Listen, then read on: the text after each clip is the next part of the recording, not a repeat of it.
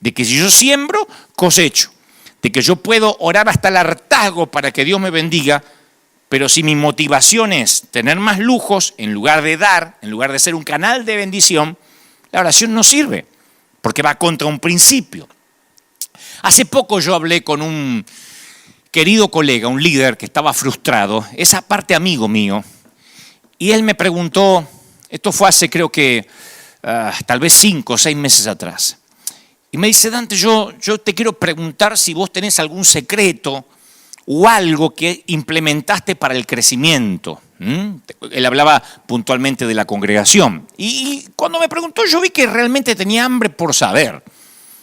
Que él no había dejado de orar por eso. Él dice: yo estoy continuamente orando que Dios me dé un método, una forma, un secreto. Ahora, él no quería, porque lo conozco, me consta, él no quería un atajo o una pócima mágica. Y yo aprendí que cuando alguien realmente es sincero, porque yo siempre cuando quiero aprender voy a aprender desde la sinceridad, y si tengo que desaprender algo para aprender algo nuevo, tampoco tengo problemas, al contrario. Así que yo aprendí que una de las formas de control es sustrayendo u ocultando información. ¿Se acuerda que el Señor dijo: yo ya no los voy a llamar siervos, porque el siervo no sabe lo que hace su Señor? Los voy a llamar amigos, porque todo lo que mi Padre le oí decir, yo se los voy a dar a conocer o se los cuento a ustedes. Entonces Jesús en su momento igualó el ocultamiento de la información con la esclavitud. Dijo: si yo les oculto información es que los considero esclavos. Por eso Jesús mantuvo a sus muchachos observando cómo él hacía todo. Él quería que liberaran al endemoniado, que detengan la tempestad y que hicieran cosas mayores que él. Él no tenía complejo de que no lo podían superar. Recuerden cuando lo llamaron de la barca que estaba durmiendo, dijo: pero ¿dónde está vuestra fe? Tenían que haber dicho: viento, aquíétate en el nombre de Jesús que está durmiendo. Entonces Jesús todo lo hacía públicamente para que los muchachos aprendieran. Cuando nosotros retiramos información a nuestra gente, lo que hacemos es generar campamentos de esclavos. Les decimos que nadie puede tener un llamado igual que el pastor, o que nadie puede ser más espiritual que el líder, y eso siempre es religión con esteroides. No hay verdadera masa muscular. Es un cuerpo inflado pero débil, como justamente hacen los esteroides, o hace el esteroide. No es sólido. Y yo siempre he decidido contarlo todo a nuestra congregación, y ahora me toca hacerlo al resto del mundo, de manera auténtica. Porque mi tarea es lograr conducir a una iglesia auténtica a la presencia de Dios, sin hipocresía. Así que esto es lo último o lo más nuevo que yo he descubierto últimamente. Yo pienso que la mayoría, principalmente estas últimas generaciones, vivimos en la época del menor esfuerzo. Gente que espera tener un cuerpo delgado sin esfuerzo. Gente que quiere tener un auto nuevo sin trabajar o endeudarse. Si se esfuerza, hasta se dan por vencidos porque dicen: no, es muy duro, lo que pasa es que tengo que trabajar mucho. Entonces, hay mucha gente, no digo que sean los que me están mirando ahora, pero hay mucha gente que quieren escuchar bendiciones, pero no quieren escuchar la palabra prueba, crisis, poda, crecimiento, aflicción, precio. Entonces, hasta conozco gente que a lo mejor quieren tener una multitud adelante, quieren que los escuche un gentío, pero no les gusta el trabajo duro. Bendiciones sin obediencia, comodidad pero sin sacrificio, y es un evangelio sin cruz. Entonces, dejar el estilo de vida del desierto para ingresar a la posesión y la herencia de la tierra prometida siempre, señores, exige nuevos cambios. Hay que dejar un estilo de vida sin compromiso y determinarnos por una vida de responsabilidad y trabajo duro. ¿Recuerdan los que el Señor nos hablaba el domingo pasado? Que el escritor a los hebreos decía: debiendo ser ya gente adulta, maestros, es necesario que todavía estén con los primeros rudimentos de la palabra. O sea, que tiene que haber un cambio de piloto, de vivir en automático a manual. De piloto automático a manual, a una vida intencional. Con Moisés hubo milagros y comida sin responsabilidad. Con Josué hubo responsabilidad, trabajo duro, productividad. Ya no era levantarse a la mañana y recoger maná. Y en el libro de los Hechos se menciona gente que hacía, que trabajaba, que salía. Es el libro de los Hechos. no de las ideas de los apóstoles. No hay una Biblia que tenga un libro titulado La teoría de los apóstoles o la palabra de los apóstoles, sino los hechos de los apóstoles. Y siempre el Señor me mostró que si nosotros habláramos menos e hiciéramos más, causaríamos el mismo impacto que la iglesia de los apóstoles. Porque algunos por ahí piensan que el Señor les va a decir, bien pensado, siervo fiel. Bien dicho, siervo fiel. Bien debatido, bien criticado, siervo fiel. Pero Él solo hará el único elogio posible. Y es consecuencia de nuestra pasión. Bien hecho, siervo fiel. Las palabras son baratas. Y ya hemos abaratado demasiado el Evangelio.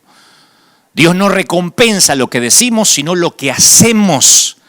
Yo también tengo temor de hacer algo que a lo mejor no es la voluntad de Dios. Porque algunos están pensando, sí, pero eso de hacer, ¿qué significa? ¿Que me tengo que poner a hacer cualquier cosa y dejar de orar? No, yo también tengo miedo a veces de hacer algo que no es necesariamente la voluntad de Dios. Pero a veces me pregunto si no tendremos tanto miedo a hacer lo que no es correcto, que nunca llegamos a hacer lo que sí es correcto. Por años la iglesia practicó la santidad por sustracción. No hagas esto, no hagas aquello, no mires para allá, no te vistas así. Y el problema es que los cristianos pueden abstenerse de hacer cosas incorrectas y seguir sin hacer nada correcto. O sea que la bondad no es ausencia de maldad necesariamente. El plan de Dios no consiste en que nos congreguemos una vez a la semana. Muchos legalistas saben todo lo que no hay que hacer, pero entonces, ¿qué hacen? Por eso creo que hay dos tipos de pecado. El pecado de comisión, que consiste en cometer algo que no debíamos hacer, y el pecado de omisión, que son todas las cosas que no hacemos para Cristo. Y en la economía de Dios, antes que alguien me diga, bueno, pero el evangelio no se gana por obra, yo no hablo de ganarse el cielo, eso no está en debate, no resiste análisis que yo me ponga a debatir si vamos a ganar el cielo por lo que hacemos. Ese es un precio que Cristo pagó y que yo no puedo sumar nada, hacer nada para ser más salvo de lo que ya Cristo me hizo salvo. Lo que trato de decir que en la economía de Dios, terminar sin ganar ni perder es una pérdida total. Por eso digo, ausencia de maldad no es bondad. Bueno, yo voy a una iglesia de sana doctrina donde no hago esto, no hago aquello y tampoco hago aquello, no fumo cigarrillos, no ando mirando mujeres, no insulto. Sí, pero eso no significa que estás haciendo algo. Y si estás pensando, para Dios no tengo que hacer nada, yo voy a la economía de Dios y veo en las parábolas de los talentos, veo a un tipo que para mí no me parece malo, porque no ganó, pero tampoco perdió. El que enterró el talento. No ganó, pero tampoco perdió, lo enterró. Y Jesús lo llamó siervo malo y perezoso. Una versión dice que lo llamó siervo inútil. Entonces, a Dios le importa lo que yo haga. A Dios le importa que yo entienda cuáles son ciertos principios que funcionan sin que necesariamente tengan que orar. Ahora, porque yo sé que algunos se están por ahí rasgando la vestidura y diciendo, me está diciendo que no hay que orar. No, yo quiero que prestes atención o te vas a perder el alma de este mensaje. Las reformas no nacen de nuevos descubrimientos. Las reformas no nacen de algo nuevo, porque eso suelen hacer las sectas. Las reformas nacen del redescubrimiento de algo antiguo, primitivo, como fue la reforma de Lutero, que fue a lo primitivo y descubrió que se había diluido el verdadero evangelio, no descubrió una nueva Biblia. La reforma es volver a la base. ¿Qué se necesita redescubrir en esta pandemia? En este tiempo donde las iglesias, la mayoría han cerrado los edificios. ¿Qué necesitamos redescubrir? Que no siempre hay que orar por lo que ya funciona. Que no siempre hay que orar, por eso llamé a este mensaje, no ores por eso. Porque hay un montón de cosas que funcionan con principios. ¿Qué dirían ustedes si me ven orando para que funcione la ley de gravedad?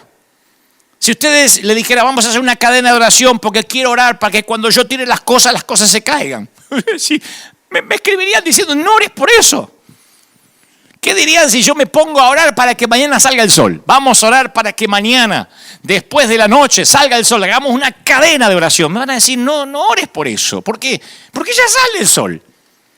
Y si yo te doy mi Biblia, por ejemplo, y te digo, mira, te la voy a regalar o te la voy a prestar, lo que sea, y te la doy, agarras mi Biblia y dices, ok, gracias. Dante, ¿me prestas la Biblia? Sí. No, pero ¿me la presta? Sí, te la acabo de prestar. Bueno, pero voy a orar para que me la preste. ¿Cómo crees que te responda si me pedís algo que yo ya te di? Posiblemente me quedaría pensando en silencio diciendo, ¿qué se supone que deba hacer que no haya hecho? Me pediste la Biblia, te la di. O lo que es mejor, te la di sin que me la pidas y ahora me la sigues pidiendo. Entonces en ocasiones nosotros oramos por mucho tiempo sobre cosas por las cuales no hay que orar por otras, avanzaremos esos momentos. Pero decimos, oh Dios, sálame. Y yo creo que Dios se rasca la cabeza y dice, no dice primera de Pedro 2:24 que por mi llaga fuiste sanado. O oramos, Señor, visítanos, Padre, bienvenido a este lugar. De hecho, cantamos, Santo Espíritu, bienvenido a este lugar. Y la palabra dice, donde están 2 o 3 congregados en mi nombre, allí estoy yo en medio de ellos. Mateo 18:20. De otro modo, si yo le digo al Señor, bienvenido a este lugar, cuando Él me dice que ya está, estoy dejándome dominar por los sentidos. No crees que Dios está hasta que tú lo sientas. Eso es otra cosa. Por eso cuando alguien lo siente pensamos, uy, el Señor acaba de llegar, me agarró la chiripiorca. No, Él siempre estuvo. Solo que tú empezaste recién a recibir. En este mismo momento, a donde quiera que estés, te rodean señales de televisión, de streaming, y el que tú no las puedas percibir no significa que no estén presentes. Todo lo que tienes que hacer es colocar un televisor, un dispositivo y sintonizar, como hiciste con este live. Cuando tú viste por primera vez la señal, no fue cuando el canal comenzó la transmisión. Solo cuando la sintonizaste fue que empezaste a recibir la señal. Ahora, en este live, hay gente en vivo que comenzó desde el minuto 0. Pero hay otros que se van sumando. Yo ya estaba transmitiendo y ustedes se sumaron ahora. Algo similar pasa con el Espíritu. Siempre el Señor está transmitiendo. ¿Qué harías si ahora tu pantalla se queda frisada? ¿No nos llamarías por teléfono para que hagamos el live de nuevo? Revisarías tu receptor, tu señal de internet, tu dispositivo. A menos que nosotros dejáramos de hacer el live, dirías, son ellos los que dejaron de transmitir, no es mi internet. Pero si lo que se frisa es tu internet, necesitas leer el manual y ver por qué tu dispositivo no está recibiendo la señal. Entonces Dios es el único dador o transmisor de todas las bendiciones y ya te las transmitió en la cruz. Muchas veces nosotros pedimos un avivamiento y nos ponemos a ayunar con la actitud de, Señor, si tú amaras a esta gente como yo la amo, nos haría crecer. A veces oramos como que queremos convencer a Dios que tenga la misma carga que tenemos nosotros.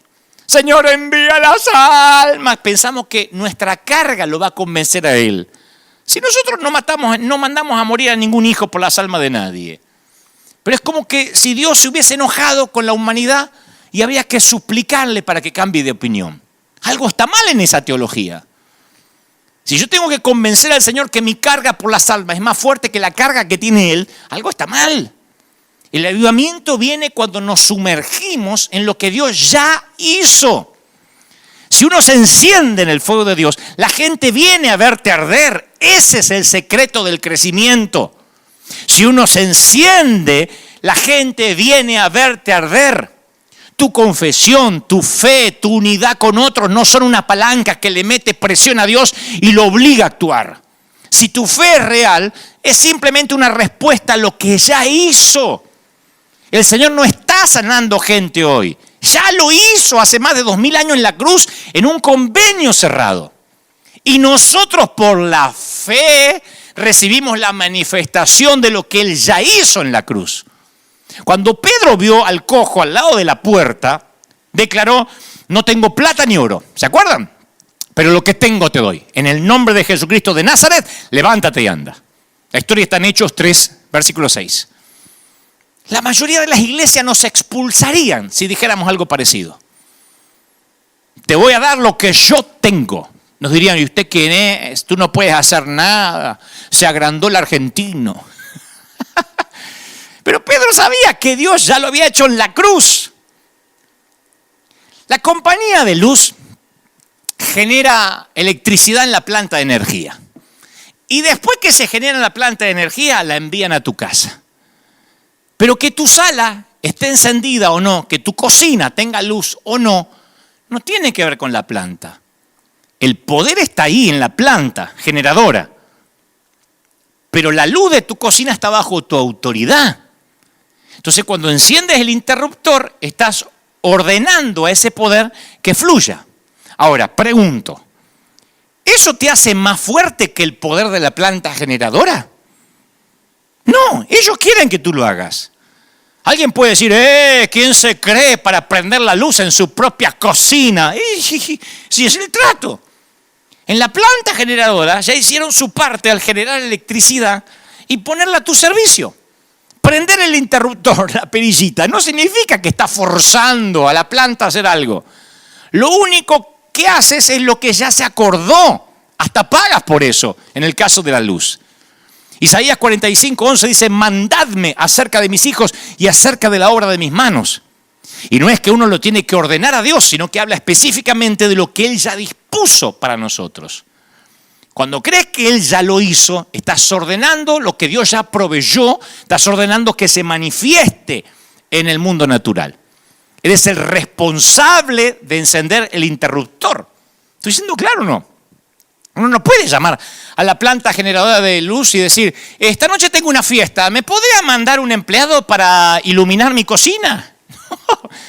Te dirían, señora, el poder ya fue generado, ya fue enviado a su casa. Nosotros no le podemos enviar a nadie, ese no fue el acuerdo. Usted solo encienda el interruptor. O sea, no produces el poder, pero está a tu disposición. La fe extiende la mano en el mundo espiritual y atrae al mundo físico lo que Dios ya proveyó. Por eso, ponerte a orar para que haya luz en la cocina, te diría, no ores por eso, anda a prender la luz. No, que estoy orando en el nombre del Señor, que se prenda la luz, que se prenda la luz. Anda a prenderla, sonso. No ores por eso. ¿No? Una de las leyes que funciona sin orar es la fe. Yo sé que a algunos le va a producir urticaria, van a decir, Dante está diciéndole a la iglesia que no ore. No, hay cosas por las que no hay que orar. Ya hablaré por las que sí hay que orar, pero hay cosas por las que no. Proverbio 18:20 dice, el fruto de la boca del hombre del fruto de la boca del hombre se llenará su vientre, se saciará del producto de sus labios. Porque la muerte y la vida están en el poder de su lengua. Y el que la ama comerá de sus frutos. Proverbio 18:20. Porque con el corazón se cree para justicia, pero con la boca se confiesa para salvación. Romanos 10:10. Solo cuando el corazón y la boca actúan juntos es que la fe se manifiesta. Ahí está en la Biblia, no hay que orar por eso. La gente no se muere cuando dice, ¡ay, me muero de risa! Me morí de la risa. No se muere porque lo dice. Porque en realidad lo dice con la boca, pero no lo cree con el corazón. Es un modismo. La boca tiene que hablar lo que el corazón cree. Si no, no estaríamos muriendo por cualquier cosa. Las palabras tienen el poder para crear. Tened fe en Dios. Porque de cierto digo que cualquiera que dijera a este monte, quítate y échate en el mar, y no dudare en su corazón, sino que creyere que será hecho lo que dice, se hará. Marcos 11:22. Y la mayoría de los cristianos estamos muy ocupados hablándole a Dios de la montaña en vez de hablarle a la montaña de Dios. Vamos a orar, decimos, Señor, muéveme la montaña, muévela. Y Dios dice, no ores por eso. Si tuvieres fe, si la usares, irías y le hablarías a la montaña, le hablarías de mí. No me hables a mí de la montaña, dice Dios. Ve y háblale a la montaña acerca de mí. Háblale a la deuda acerca de Dios. Háblale al COVID-19 acerca de Dios. Háblale a la depresión acerca de Dios. Ahora, Dios dice, Someteos pues a Dios, resistid al diablo y huirá de vosotros. Lo dice Santiago 4:7. Ni siquiera puedes pedirle a Dios que reprenda al diablo por ti. El diablo huye de ti. No dice que huye de Dios. Resistilo y él huirá de ustedes, de vosotros. Fíjense cómo pequeñas palabras nos cambian la doctrina. Entonces decimos en el nombre del Señor, reprende, reprende, quita al diablo. Y el Señor dice, resistilo y él va a huir de ti. Porque hay autoridad delegada. Y otra vez, la mayoría de los cristianos está muy ocupado hablándole a Dios de la montaña en vez de hablarle a la montaña de Dios. Así que la fe es por el oír y el oír por la palabra de Dios. La fe entra en acción cuando dos elementos se unen, un oidor y la palabra de Dios. No importa quién eres, no importa quiénes son tus padres, cuál es tu raza, la ley de la fe funciona para todos. Y tú dices, no sé si funciona para todos porque si no tienes la sana doctrina, no dice la Biblia el que tiene la sana doctrina. Dice que tiene que haber un oidor y alguien que crea con el corazón y lo confiese con la boca. Yo oré hace muchos años para que Dios me prestara los oídos de la juventud. Y después tuve que aplicar principios de fe. Porque si yo hubiese orado solamente para que Dios me abriera los oídos, todavía estaría en una habitación en Buenos Aires orando para que ocurra. Dijeron los apóstoles al Señor, aumentanos la fe. Y Jesús respondió, si tuvieras fe como un grano de mostaza, podrías decir a este sicómoro, a este árbol, desarráigate y plántate en el mar y el sicómoro obedecería. Parecería como que Jesús no les contestó la pregunta. Les dice, ustedes no necesitan una fe más grande. Lo que dijo es, ustedes no tienen un problema de fe, solo que no están usando la fe que ya recibieron. Satanás siempre te va a mentir y te dirá que tu fe no funciona, que no tienes la suficiente, que no tienes la fe del pastor. Te dice que la fe va y viene, que a veces es fuerte, que a veces es débil, como si no pudieras ni manejarla, ni sostenerla, porque la fe es intangible. Tú no tienes un problema de fe, tienes un problema de conocimiento. En el reino de Dios tuviste que creer los que tus sentidos no podían percibir. Nunca viste a Dios ni al diablo. Nunca viste el cielo ni el infierno. Tuviste que creer que fuiste perdonado. Tuviste que creer en cosas invisibles y eso únicamente se hace con una fe sobrenatural. La fe es un don de Dios y siempre es suficiente. O sea, lo que tenemos a veces es un problema de desconocimiento. Hay gente que está a oscuras orando para que el poder de la iluminación venga de la planta. Dios dice, prende el interruptor, hombre. Digo pues, por la gracia que me es dada a cada cual que está en vosotros, que nadie tenga más alto, ¿se acuerdan? Concepto de sí mismo del que tiene que tener, sino que piense de sí mismo con cordura. ¿Se acuerdan lo que Pablo le dice a los romanos? Conforme a la medida de fe que Dios repartió a cada uno. Romanos 12:3. Entonces, esta no es una medida, es la medida de fe. La mayoría piensa que Dios reparte diferentes medidas de fe. Un cucharón lleno para uno, un gotero para el otro. Y Dios le da a cada uno la medida de la fe, la suficiente. Una vez Reinhard Bonnke, este enorme predicador que acá lo tuvimos en su momento, antes de que partiera a la eternidad, este predicador que estuvo tanto tiempo desarrollando su ministerio, él es alemán, desarrollando su ministerio en África. Una vez fue entrevistado en televisión y le preguntaron, ¿por qué cree Reinhard que hay más sanidades en África que en América? ¿Será que ellos tienen más fe? Y nunca olvidé la respuesta del evangelista. Él dijo, ustedes los americanos son los únicos que tienen el concepto de más fe o menos fe. No hay fe pequeña o fe grande. Hay una persona que cree o que no cree. Cuando naciste de nuevo, obtuviste esa fe preciosa. Estrictamente hablando, no es tu fe, es sobrenatural, es de Dios. Y la palabra habla de la ley de la fe. ¿Dónde pues está la jactancia? Queda excluida. ¿Por cuál ley? ¿Por la de las obras? No, sino por la ley de la fe. La ley de la fe, Romanos 3:27. La fe de Dios obra de acuerdo a la ley de la fe. La ley es algo que no cambia. Es como la ley de la gravedad, es universal. Yo uso la ley de gravedad para sentarme en una silla en California. Si en Argentina no lo pudiera hacer, sería un fenómeno, entonces no es una ley. Para que algo sea clasificado como ley, tiene que aplicar de la misma manera para todos y en donde quiera. Entonces la mayoría no ven que la fe sea gobernada por una ley, por un principio que funciona. Algunos piensan que si oran y oran y oran y oran, lo van a obligar a Dios a hacer cualquier cosa. No entienden que hay ciertas restricciones.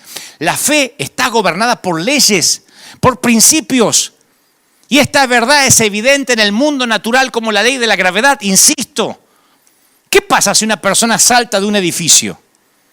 ¿Es que Dios quiere verlo morir? ¿El Señor lo está castigando por no hacerlo flotar en el aire, no hacerlo volar? No, es que Él no va a cambiar la ley de la gravedad para salvar la vida del que se tiró. El que saltó está violando una ley.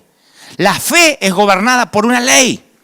Si no aprendes cómo trabaja la fe y no la usas, esa misma ley te va a matar. Dios no puede violar sus propias leyes. Una de las leyes de la fe es: del fruto de la boca del hombre se llenará su vientre, se saciará del producto de sus labios. La muerte y la vida están en el poder de la lengua. Y el que la ama comerá de sus frutos, dice Proverbios. Dios creó al mundo decretando su existencia por medio de la palabra. Por eso dijimos que el corazón y la boca tienen que ir juntos, porque con el corazón se cree para justicia y con la boca se confiesa para salvación.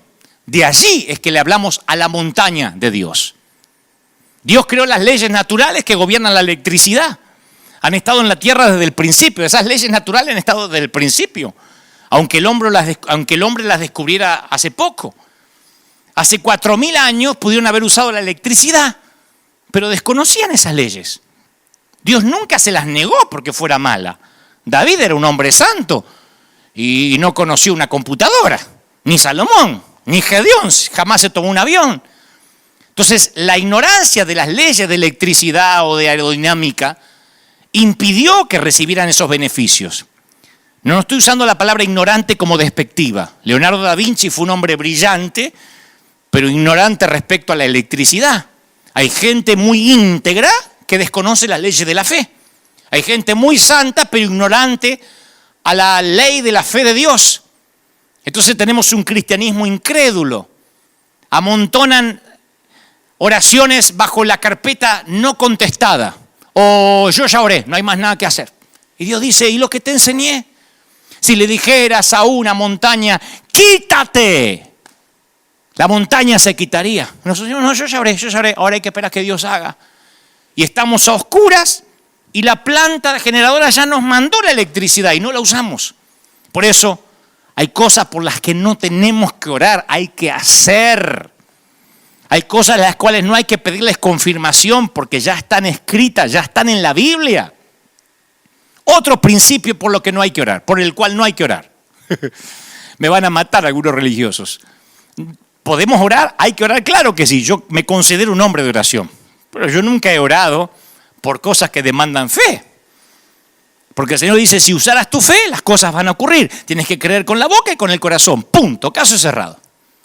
Otro principio que funciona sin orar, la honra. Hijos, obedeced en el Señor a vuestros padres porque esto es justo. ¿Recuerdan? Honra a tu padre y a tu madre, que es el primer mandamiento con promesa para que te vaya bien y seas de larga vida. No dice si se lo merecen, si fueron buenos padres, cuídate. No tiene que ver con tus padres, tiene que ver contigo. Cuando honras a tus padres, garantiza salud y garantiza tu destino. Honra a tu padre y a tu madre para que disfrutes una larga vida. ¿Hace falta que lo diga el Señor con manzanitas? La honra es una autopista para que viaje la vida. Entonces uno: Señor, te voy a orar y a clamar para que me reconozcan, para que me honren. Dice Dios: no ores por eso, no ores por eso. Si quieres honra, vas a tener que honrar. Voy a pedir que el Señor me dé larga vida. No ores por larga vida. Si quieres larga vida, honra a tus padres. La madre de los hijos de Zebedeo preguntó dónde podían sentarse sus hijos. ¿Se acuerdan? En el cielo. ¿Dónde se van a sentar mis hijos en el cielo? ¿Qué le dijo Jesús? No le dijo: qué locura estás pidiendo. Estás loca. ¿Qué te pasó? Estás menopáusica. No le dijo eso. Le dijo: eso ya lo decidió mi Padre. Y no dijo: en el cielo todos se sientan igual. Es más, el Señor dijo: cuando alguien te invite a una fiesta de boda, no te sientes en el lugar de honor. ¿Se acuerdan? no sea que hayan invitado a uno más distinguido.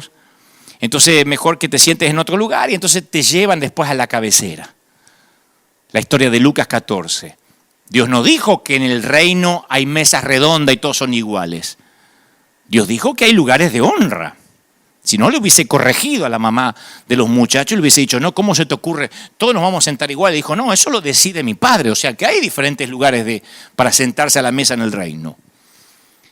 Cuando hablo de honra, es un espíritu de orfandad. El que no honra a sus padres tampoco honra a sus pastores.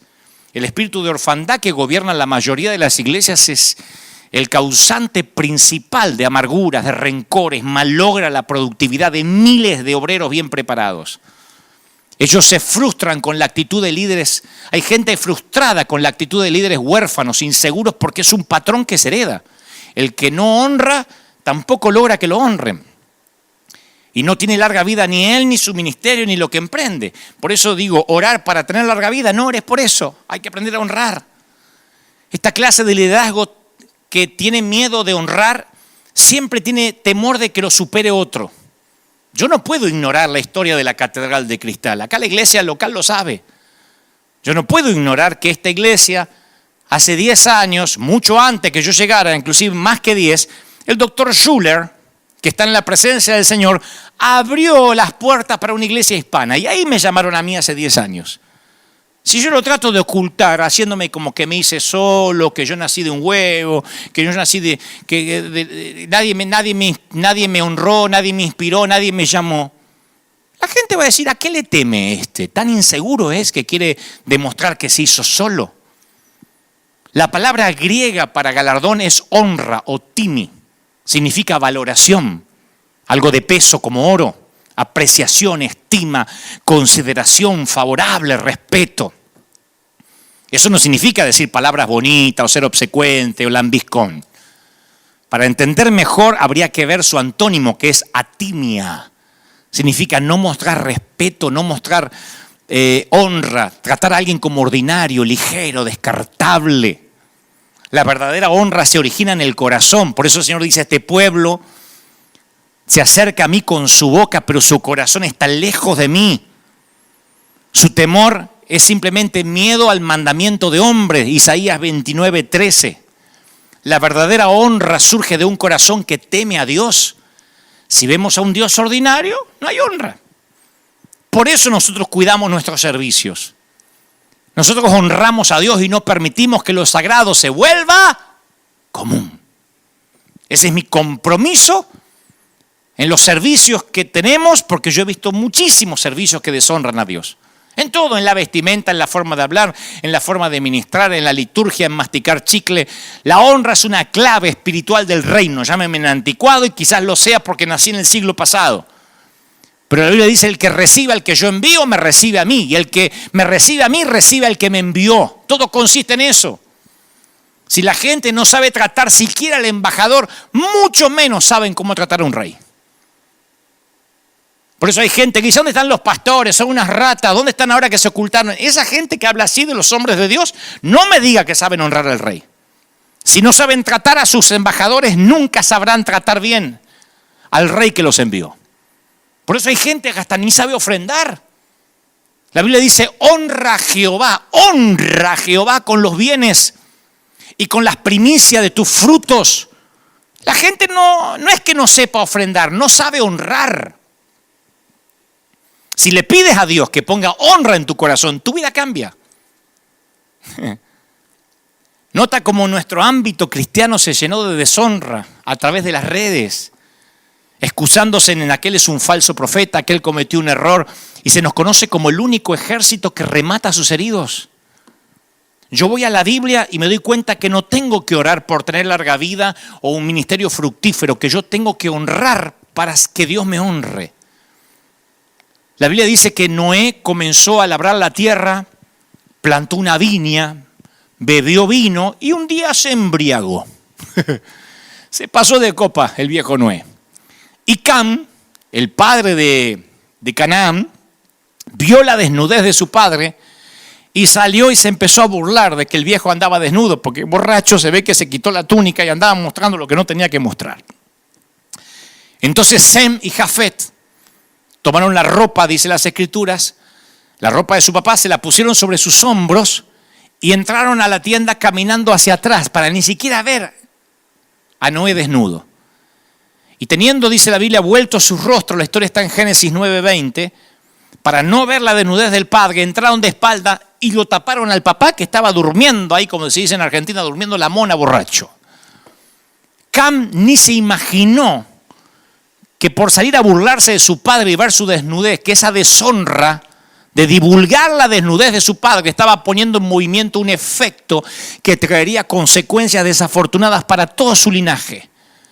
Más tarde la Biblia dice, maldito sea Canaán, siervos de siervos será a sus hermanos, Génesis 9:25. Y en cuanto a los que taparon la desnudez del padre, bendito por Jehová sea Sem, y sea Canaán siervo de Sem. Engrandezca Dios a Jafet y habite en las tiendas de Sem, y sea Canaán su siervo. Dejar al descubierto a alguien es un asunto serio ante los ojos de Dios. Aun cuando ese alguien como Noé esté metiendo la pata. El pecado de Cam no fue ver la desnudez, sino divulgar lo que vio. Porque todos vieron que Noé estaba desnudo y borracho, pero él divulgó lo que vio. Así que tenía todo el derecho a poner, ¿y por qué tengo que respetar y honrar a un borracho, falso profeta? Divulgó, violó un principio o una ley espiritual que funciona. Yo tengo eternas discusiones con gente que dice, no, eso no funciona, funciona como la ley de gravedad. Menospreciar, deshonrar a un padre carnal, espiritual o a cualquiera que ocupe un lugar de autoridad es hacer parecer más bajo a una persona de lo que Dios quiere que sea. Y Cam produjo una maldición para toda la familia. Los hijos de Noé nunca se imaginaron que sus actos cambiarían drásticamente el futuro de su familia por generaciones. Los que cubrieron se transformaron en bendición. Los hijos y nietos de Cam fueron todos cazadores. Nimrod, un nieto de Cam, construyó Babel en la llanura de Sinar, que es hoy Irán, Irak y parte de Arabia Saudita.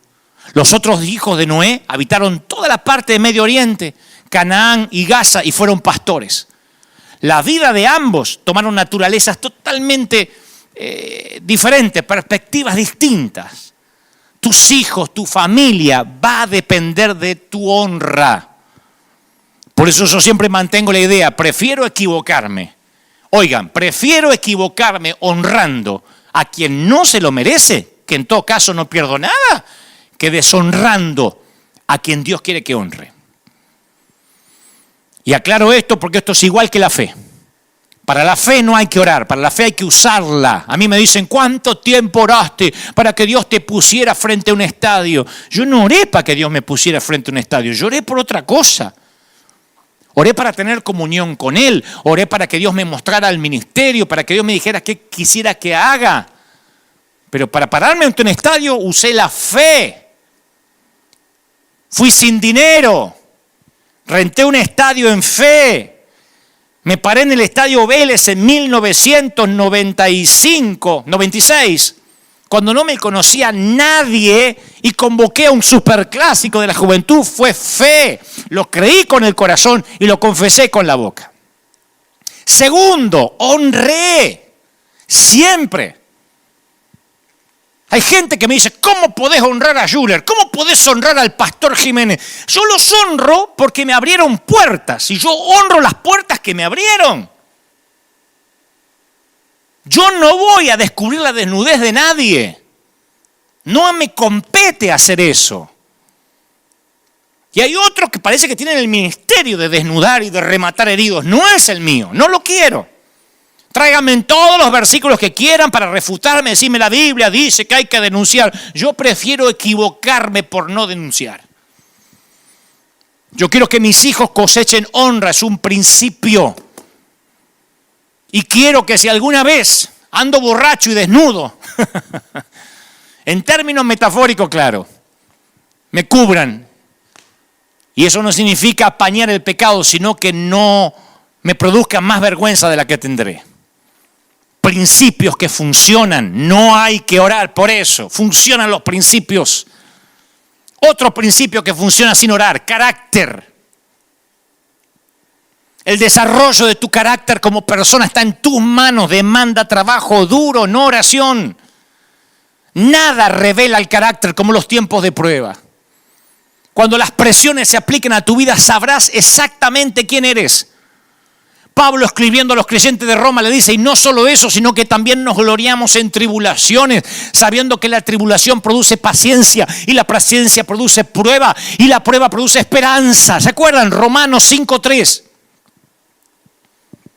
O sea que el carácter no se recibe por imposición de manos, o por asistir a un congreso, o porque te oren. No hay que orar por eso, ni por la fe, ni por la honra, ni por el carácter. No hay atajos para construir un carácter. Cuando Dios quiso entrenar a Moisés, lo llevó al desierto y lo mantuvo por 40 años. No le dio carácter por ósmosis. José trabajó por 13 años como esclavo antes de estar listo para dirigir la nación. David pasó años como fugitivo huyendo del rey Saúl antes que Dios considerara que estaba listo para asumir las altas funciones que ejerció. Jesús invirtió 3 años en la vida de sus muchachos. Pablo esperó 3 años en el desierto antes que Dios lo usara para dirigir la iglesia. Entonces todo el mundo quiere conocer la voluntad de Dios ya para sus vidas. Y muy pocos en la Biblia recibieron un plan de antemano, ni siquiera con 5 años de antelación. Dios le dice a Abraham, vete de tu tierra y tu parentela, punto. No sabía si iba a regresar, cuánto iba a durar el viaje, cuáles son los costos del viaje, si tenía seguro médico, plan de retiro. Lo único que tenía, una palabra, vete. Dios se interesa por nuestra respuesta a la guía del Espíritu ahora, no lo que vamos a hacer el año que viene. Y eso se llama carácter, señores. Eso se llama carácter.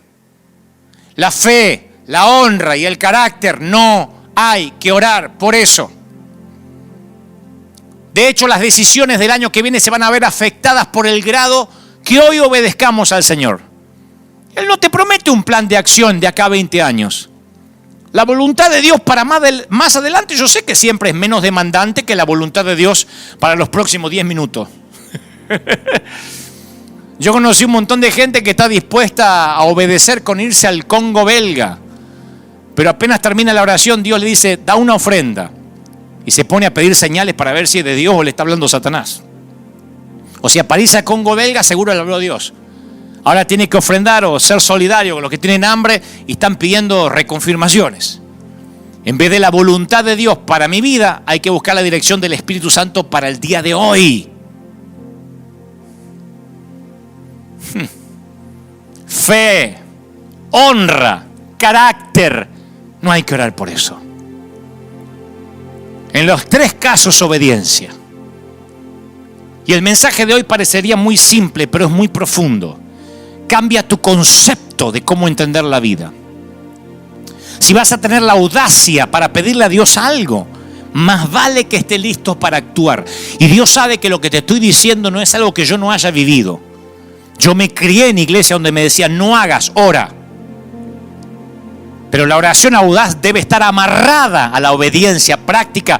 De otra manera no es fe, es solo un pensamiento de esperanza, de energía mental positiva.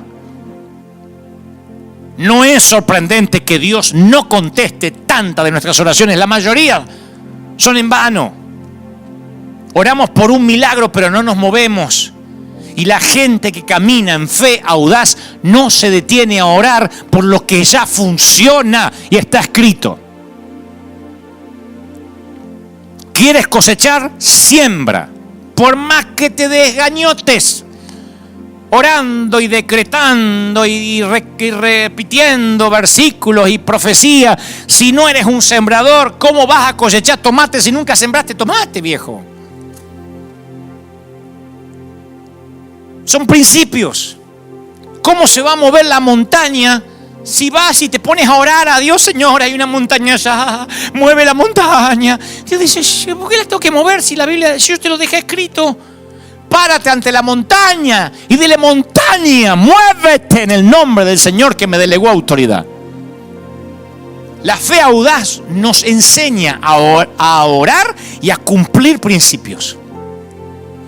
A veces vas a escuchar a alguien decir, bueno, Ya hicimos todo, lo único que falta es orar. A mí me hace estremecer. Primero porque hace ver que la oración es un refugio de último recurso. Pero es la actitud de pasividad que me vuelve loco a mí. Hace de la oración algo insignificante, quizás sin sentido. Y esa línea de pensamiento sugiere que debemos orar y después no hacer nada. Y después esperar. Si Dios quiere hacerlo, lo va a hacer. Si no lo hace, quizás debemos orar un poco más. Vamos a hacer una cadena de oración. Pero eso no es todo lo que podemos hacer. Rara vez la oración es lo único que se puede hacer. Podemos orar y podemos prepararnos.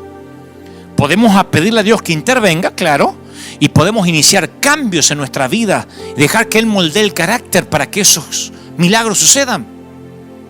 Podemos pedirle al Señor que pelee por nosotros, pero también desenvainar nuestras espadas y pelear en su fuerza.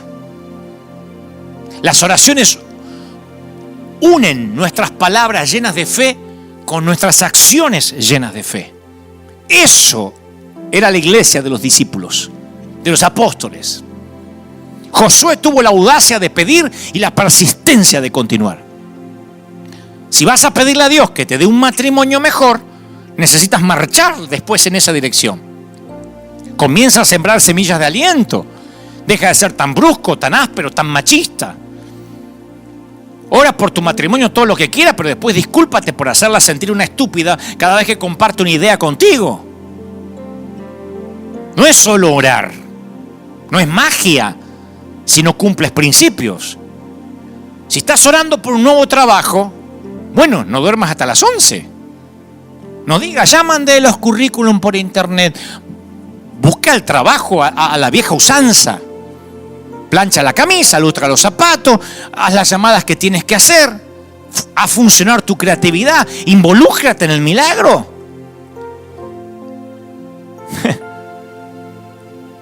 Yo digo siempre, sal a buscar trabajo a la antigua, que te vean la cara.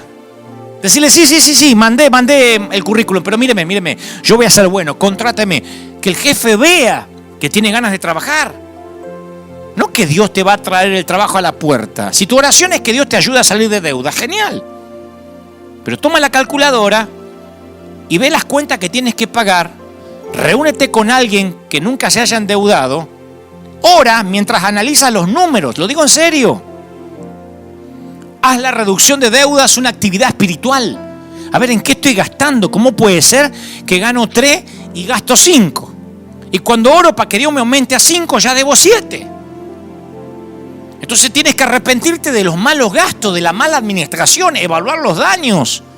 Ora, pero incorpora nuevos hábitos, porque si no, no ores por eso. No esperes que Dios borre los discos duros de todas las computadoras de la sede de tu tarjeta de crédito. Porque yo veo a esa gente. Voy a pedir que el Señor haga un milagro. Yo leí un milagro que un tipo que debía un montón y cuando fue a pagar dijo, se borró todo. No es así la vida. Es un poquito más complicada. Y no estoy desacreditando su testimonio. Digo, no es la vida un cuento de Disney. El Señor nos dejó escritos los principios para vivirlos, para caminarlos. Y no estoy haciendo a Dios o al Evangelio algo humanista. Leo lo que me funcionó toda la vida. No ores para que Dios envíe un millonario anónimo a pagarte todas las cuentas. Ve pagando a medida que oras sobre tu situación. Otro dice, Señor, bendice a mis hijos, bendice a mis hijos. Bueno, pero ora. Pero después pasa tiempo con ellos, afirma sus dones, pastorea sus corazones. No quieras resolver como abuelo lo que no hiciste como padre. Si no eres buen padre, si los provocas a ira, no ores para que Dios los bendiga. No ores por eso. Envíame una esposa, Señor, una mujer. Bueno, deja de salir con los mismos amigotes de siempre. Tu chica cristiana seguro no va a estar con esos. Involúcrate más en la iglesia, sé un hombre de Dios. Haz algo. ¿Te gusta alguien? Sedúcela, conquístala en el mejor sentido de la palabra. Invítala. Que vea que eres un hombre íntegro, lleno de Dios. Trabaja, no ores solamente para que Dios baje la rubia delante tuyo, aquí te la voy a mandar. Yo escuché gente, Dios me la va a mandar, la que es para mí nadie me la va a quitar. Tu abuela se va a casar con otro, pero ni lo dudes. Pelea por lo que amas. Ayúdame a perder peso, hay un montón de gente. Bueno, aflojando con los postres, che. Cierra la boca y no hagas de cada comida la última cena. Haz ejercicio, sal a correr. En serio lo digo. Ustedes dirán, pero qué duro. No, lo que habría dado porque alguien me predicara así cuando yo era un pibe. Que me dijera, a ver, ora por agradecimiento, ora para adorar, ora para decir lo que Dios es, pero no ores por lo que ya está acá. Solo hazlo, créelo. Con dolor digo. A lo largo de toda mi vida, estos últimos 30 años de peregrinar cristiano, yo he conocido muchos ministros, muchos hombres de Dios flojos, que le dicen a la gente, vengan a orar para que crezca la iglesia. Y yo he tenido charlas con ellos y a muchos les he dicho, mira, dejate de tomarte 3 vacaciones al año. No pases tanto por el mundo, faltando los domingos a casa.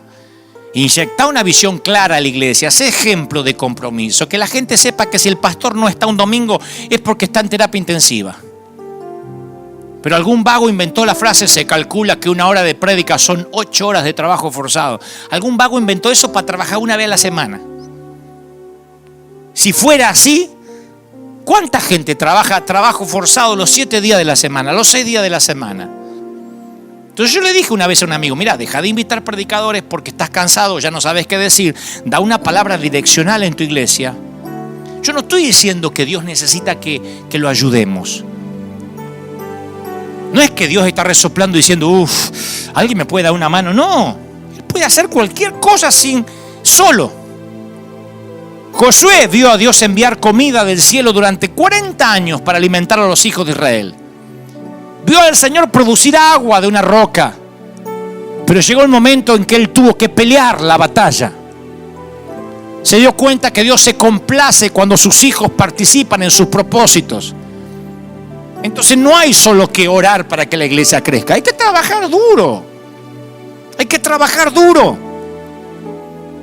Josué sabía que el Señor derrotaría a sus enemigos, pero ellos tenían que marchar toda la noche. Usar sus espadas, planificar, sangrar, señores, arriesgar, actuar. Cada aspiración que tengas en oración necesita ser acompañada por la acción. De otra forma no estás orando realmente. Haz lo natural y confía en Dios por lo sobrenatural. Hay una gran diferencia entre permanecer en la esperanza del evangelio mágico o vivir en los principios de Dios. Yo no digo, insisto, que Dios necesite de nosotros, pero Dios quiere que nosotros nos movamos. En esta pandemia, en estas cuarentenas, nosotros hemos trabajado más que nunca. No hemos parado. Yo sentí el cansancio esta última semana, pero yo entendí que el trabajo duro honra al Señor. Y oramos, porque alguien decía, ¿y no oran ustedes antes de salir? Claro que oramos. Oramos, pero hacemos, trabajamos, nos esforzamos, porque hemos entendido que somos cartas leídas, somos los brazos, la iglesia son los brazos de Cristo, los que tenemos que llegar a la gente, el privilegio que no le fue dado a los ángeles. Entonces no ores para que las cosas cambien mágicamente, hay cosas que tenemos que hacer. Permite que te lo explique para terminar desde la perspectiva de 2 hombres con un sueño idéntico y resultados totalmente diferentes. Yo conocí a un orador muy talentoso, el mejor que yo haya conocido. Pero creo que nunca vas a escuchar jamás alguno de sus sermones. Y no porque no sean buenos. Ha escrito unos sermones maravillosos, yo los he leído. Pero esos sermones, a excepción mía que los leí, que soy su amigo, se están pudriendo en el disco duro de su computadora en su casa. Hubo un tiempo en el que tenía la visión este caballero de un ministerio mundial con sus mensajes. Los dos éramos muy jóvenes, compartíamos horas. Oró mucho por eso. mucho antes que yo orara por eso en mi vida. Habló mucho de que tenía mensajes y aparte tiene la preparación. Terminó sus estudios, hizo cursos intensivos, pero no predica en ninguna parte, mi amigo. Y recientemente me enteré que dejó de escribir. Antes por lo menos escribía los mensajes y los guardaba. Dice él que está muy viejo ya para empezar. Está dedicado a pagar su hipoteca, compró una casa y se hizo la idea de que el mundo ya no va a escuchar sus mensajes. El otro amigo que escuchó sus mensajes, hoy predica. Y capaz que escuchaste alguno de sus mensajes. Comenzó predicando a casi todos los grupos que lo quisieran escuchar. Y eso a veces significó predicar para 15 adolescentes en un campamento muerto de frío. Otras veces significó predicar en iglesias chiquitas que parecían antros chiquititos, en medio de la nada, con gente que no escuchaba, porque el sonido era espantoso. Pero este otro predicaba mucho, mucho. Y a veces no lo volvían a inventar nunca más, porque tenía unos errores teológicos. Pero a veces este predicador era el peor es nada de algún congreso. Cuando todos fallaban lo invitaban a él, que siempre estaba dispuesto.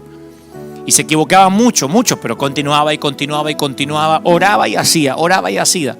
Y en cada oportunidad que se le presentaba decía sí. Y muchas veces se mandó a caminar por las aguas sin que el Señor lo llamara y así también se hundió. Y así también el Señor lo rescató. Pero es uno de los pocos que puede contar lo que se siente hundirse y lo que se siente que Cristo lo rescate. No es de esos que se quedan en la barca. Y mucho menos de los que guardan sermones en el disco rígido. Y tuvo la fe que Dios le permitiera tocar el mundo a través de los mensajes. Y ha tomado actitudes coherentes que le han dado alas a esa convicción. Yo he creído eso desde que lo conozco. Y lo conozco bien. Porque vive conmigo hace 50 años, vuestro servidor.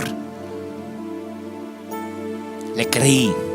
Hice, me equivoqué, me sigo equivocando, meto la pata mucho, pero hago, avanzo, oro y aplico lo que está escrito. Y yo sé que hay buenos mensajes dentro tuyo, hay contribuciones fluyendo dentro tuyo que necesitan ser liberadas para que el mundo las oiga. Pero una visión no es buena para nadie si no sale del disco rígido. Me gusta la antigua versión Reina Valera 1909 de Hebreos 11:1 que dice: es pues la fe la sustancia de las cosas que se esperan, la demostración de las cosas que no se ven. La fe no es una proposición abstracta, es sustancia, es acción. Y la manera en que hablamos de la fe a veces la desmaterializa. Según la mayoría de las definiciones, la fe es sinónimo de esperanza. No.